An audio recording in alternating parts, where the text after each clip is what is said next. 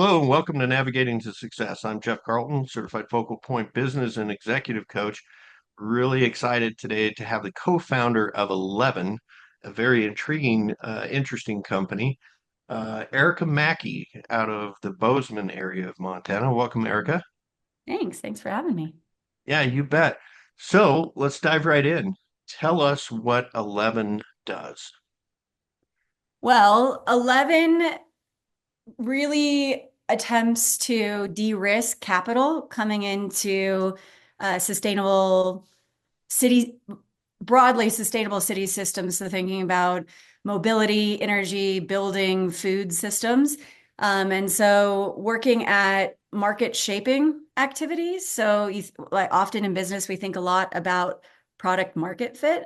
And so the approach we're taking often is market product fit, where we're doing some market shaping, market making activities, whether it be policy or de-risking opportunity sets to be able to then help boost growth and interest and resources flowing into those spaces. So let's pull the thread of market shaping.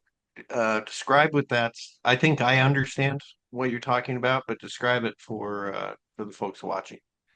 So maybe I can give a couple examples of my past that where I was instead of starting from the market side to shape for an opportunity, I started with an opportunity trying to shape, trying to work within a nascent or a broken market. And then that can kind of lead us, give some meat on the bone about it.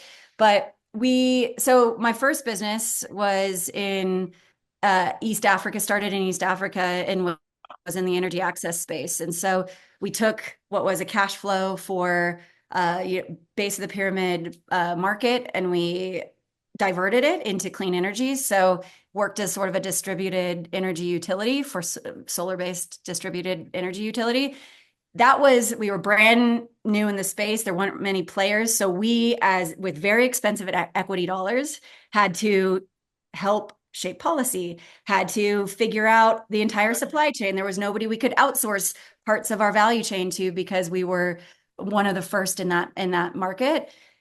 I came to Montana 12 years later and started a company called My Village here, based in Montana, but worked nationally across the US. And that was working in really trying to tackle the childcare challenge that we have here in the United States. And so Yeah. anchored on the challenge that there isn't enough supply and really tried to pull apart all of the supply challenges. With that, we were working in a market that fundamentally just doesn't work. There's not enough money to go around. Care providers can't earn less. Parents can't pay more. And so we were trying to build a venture-backed for-profit market-driven solution to help shape policy, change things, flow more money into this space to really be able to create an environment where a solution that worked from an engagement, from a parent, from a product lens could actually be a scalable solution. And so with those two experiences, I had that entrepreneurial anchor of trying to create the context around these solutions to actually be able to succeed. And so now flipping the script a little bit and working on the actual market first to find opportunity sets that we can then de-risk capital to flow into. Cool. Yeah, and ha, do you mind me asking how did that go, the childcare initiative? We ended up, so we actually had the largest seed round in Montana ever. We raised, over the course of 5 years, raised, more than $10 million Wow. and scaled. We had tens of thousands. I think at the time that we closed, so into the story, we wrapped up, closed the venture model of that business. And it was actually one of the most challenging um, points to come to because the for-profit model would have succeeded if we would have pushed higher in the market, if we would have served the top 2% of the market with a childcare solution, of which there are many solutions out there for that market segment. And so because we were very mission driven, we didn't want to be pushed off mission, and neither did our investors. We took impact investment to build that business.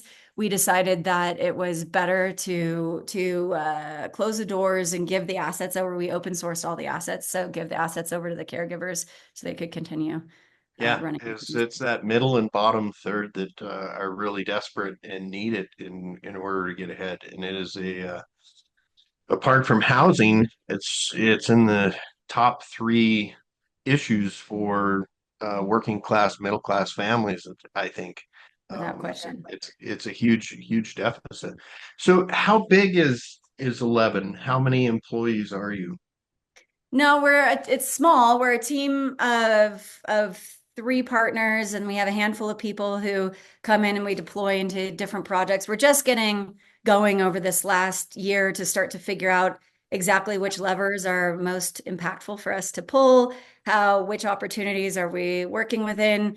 And so myself and two other partners, we have very diverse lenses that we bring to this challenge. Mine's, as you just heard, the background is a very Yeah, innovation entrepreneurial lens. And my, I've raised from an entrepreneur's perspective, been in the seat where my African business raised hundreds of millions of dollars over the course of the decade. We had thousands of employees. So definitely have bring that experience to the table. A second partner who has very much a brand market lens and has worked deeply with the UN over the last decade as well.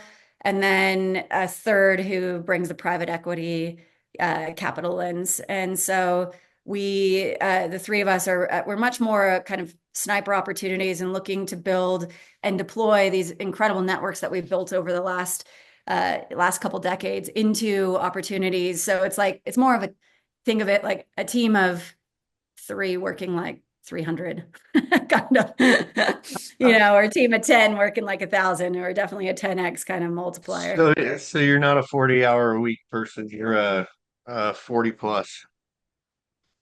Um, yes, it's an interesting question at this stage of my life. I have four children, So and you're they're in 60 they're to 80 two, four, hours a week. yeah, 2, 4, 6, and 8. So I have, I've always, no matter how hard I try to find balance, I find balance means something different to me depending on the day, depending on the year. And so I love throwing myself into something. I'm the kind of person that wakes up in the middle of the night and can't turn the ideas off, or can't turn the processing off. And so yeah, I would say for sure I'm a more than 40 anchor, but So I enjoy trying to find the balance. what's your trick to not losing those ideas in the middle of the night? Oh, I try not to turn on my phone because then I can't ever get back to sleep to like write in my notes. That's it. So Yeah, I have a pad of paper and a notebook next to me. But usually I'm pretty good at remembering and logging. If I remember this is an important one, I got to remember it in the morning, then I'm yeah. pretty good at logging it. That's awesome. There was a story about Thomas Edison used to sleep with a bolt or a nut for a bolt in his hand, or when he went to bed, he'd have it in the palm of his hand, and he would get his best ideas right as he was starting to drift off to sleep. And so when it fell out of his hand and hit the floor, he'd wake up and Wake write it up. down. Well, maybe Yeah, I need to find my and bolts. I want to go back to the diverse lenses that you and your partners have. A quote, one of my favorite quotes, Sir James Dyson, the guy that did the cyclonic vacuum. The best ideas come from collisions of different disciplines. Um, Absolutely. um, how And cultures, I think it's disciplines, and that's coming from somebody who's worked, and it's a challenge for sure, whether or not it was a cultural divide between African teams and US teams, or even within the childcare space, a very education, uh, like female dominated kind of culture with tech, high growth, venture backed cultures. Like there's always everywhere I've worked, there's been this tension point, which I think to me gives it a great opportunity to be very intentional about our collective value set and the process that that we go through to define what serves our shared mission and the shared team. And so there's that element of growing the team, and then there's very specific for a much more, smaller team, highly specialized opportunity like 11, where we come at it from, without question, opposite sides of the field every time.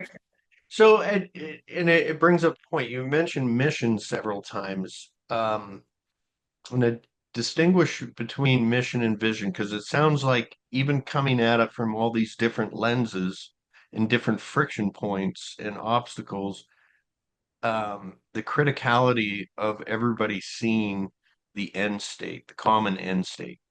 Is that Absolutely. I feel, and this is, anytime that I'm helping advise in somebody else's business or I'm building a business of my own, I feel incredibly strongly that sitting down, working through mission, vision, and values is one of the first step. And what I see is different. Vision is the world. Why are we doing this? We're trying to create the world, a world that's different from today in the longer term future. And what is that vision? How are we painting that picture? That's something that motivates me to want to jump out of bed every morning or wake up in the middle of the night and jot down or drop my screw and jot down ideas. Um, where mission to me is like, who are we impacting? Like who's the beneficiary of the actions that we're doing? What are we doing? And like, what is the purpose? What are we doing for those beneficiaries, for that customer segment, for that population, and over like what is the result that we want to see. So it's much more, to me, a mission is purpose, but it's also prescriptive in the way that I feel like it helps everybody be very clear. This growth step is on mission. This growth step is off mission. Like it should be a very specific litmus test. right on? It's a very good uh, way to define those two. I like that. What do you look like? What does 11 look like in 2 years? So I'll just jump backwards to answer that forwards. I think I've always gone from a building perspective. I've always built like I was just describing, very mission, vision oriented with a plan of execution. I was a COO first before I was a CEO. Like I definitely like to execute. And this our journey with 11 has been much more serendipitous and open to feeling where we're adding the most value, which levers we feel like are producing more results. So to answer the question, in 2 years, I think we are working very deeply, have probably invested in and have very deep roots with, a handful of world impacting within the sustainable cities kind of systems, like a heavy impact in those pulling the levers of those different mobility, food, building, and energy systems where the world's going to be an easier place and a more sustainable place to live in 2050. Very cool. I love the vision. I know you have to run real quick. So one wrap up question before you go. What do you think the biggest challenge for startup businesses or businesses in their year and a half, 2 years in, what do you think their biggest challenge is right now? Right now, I think the biggest challenge for companies that are sort of in the teenage phase, that have gotten Yeah. over The the adolescent. idea, they're starting to find, maybe they found or starting to find product market fit, they've monetized or have, but are still trying to really figure out profitability there. It's one, I always think of it as the growth step from a leadership perspective, where you, like, everybody can intuitively tell from being in a room with you what the change of course is. Like you're able to be super agile and continue to try some things and change it and iterate, where once you get to that year and a half 2-year phase, there's enough employees where everyone's not always in the room when decisions are getting made. You have to start to formalize systems. You have to start to really build work on the company, just not on the product or on the offering. And so I think that that is always a challenging, even if it's intuitive for a CEO or a founder or a leader, it's always a challenging growth step to you feel like you're repeating yourself all the time. You feel like, you're spending too much time working on the team than working in the field of wherever you're operating. And so I think that is a really exciting time because that's where change can be seen really quickly, but it's a gangly teenage time because because it's very system building oriented. Yeah, and that's why they're figuring it out. Well, that pretty much takes us to the end of our time, and I do know you have to go. So thank you so much for joining me. Yeah, thank you for having me. Appreciate Yeah, it. thanks everybody for watching another business journey explored. We'll see you next time on Navigating to Success.